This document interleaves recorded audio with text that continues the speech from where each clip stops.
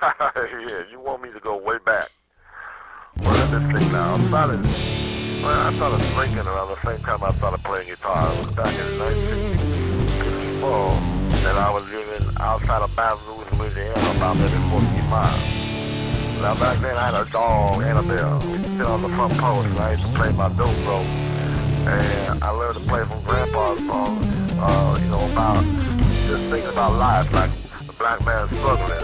The 40 acre and mule, things like, about the pain and struggle we went through as black people and the acceptance we didn't find back then. And finally, the thing is we found it, and that's when a lot of the good blues songwriters kind of dried up. It kind of takes, people being bad to black people and torturing black people and pulling their arms and legs off and hit them over the head and leaving them bloody in the street to give us something bad to think about. And that's making us drink and making us feel bad. And then we start drinking, and then we start writing songs, and then the creative process starts up. You take away the lack of freedom, take away the lack of equality, and like we was equal, now. But now we equal, we don't have anything to write about.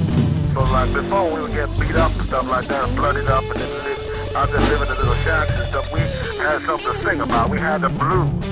Now I got down there, I know they make me equal. They made me like, I got myself a little house and a little car and all my little stuff like that now. And I sit there and try to write a song. What do I got to complain about, man? I got nothing to write about. I don't fucking like nothing to write about. Nothing I can do, nothing I can say. I've been said and done before. But not just me and my Bible, man. I'm just sitting here drinking and thinking. I'm drinking and thinking about my life and where I've been and where I gotta go, where I'm gonna be. And the thing is like being a blues man, it's kind of like my curse. It's like something you take on yourself, like taking on the cross, a bear. It's like, all my brothers went before me, they used to sing and do things and write songs and stuff.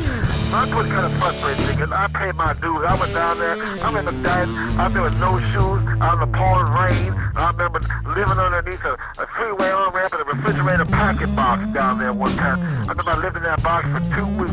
I wrote some of my best songs down there. And, it just made me upset when I hear about these people that doing all that, because, they never lived there. They never ever went there. They never had that experience, man. They never did any of that stuff like that. Now they're trying to, say that they're all about, they're about the blues. You put a little Stevie Ray Vaughan hat on and you a blues man. Man, that ain't where it's at, man.